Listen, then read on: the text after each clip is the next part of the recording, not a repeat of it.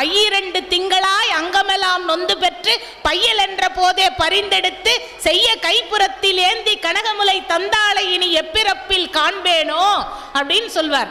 எந்த பிறவி எடுத்து நான் என்னுடைய தாயை பார்க்க போறேன்னு சொல்லி இல்ல, அது போல தாயினுடைய பெருமையை பத்தி சொல்லிட்டே போலாம். அந்த அளவிற்கு நமக்காக உயிரும் உடலுமாக இருந்து நம்மை பராமரிப்போல் நம்முடைய தாய். அந்த தாய்க்கு செய்யக்கூடிய நன்றி கடன் என்பது ஈன்றாள் பசி காண்பாளாயினும் செய்யற்க சான்றோர் பழிக்கும் வினைன்னு வள்ளுவர் சொல்லி வச்சிருக்காரு.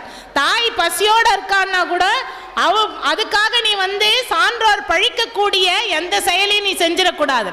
அதே ஈன்றாள் எப்ப மகிழ்ச்சி அடைவாள் அப்படின்னு சொன்னா, சான்றோன் என தன் மகனை கேட்ட தாய். எப்ப? தான் தன்னுடைய குழந்தையை பெற்றெடுக்கும் பொழுது இருந்த மகிழ்ச்சியை விட தன் பிள்ளை இப்படிப்பட்ட ஒரு பெரிய அரங்க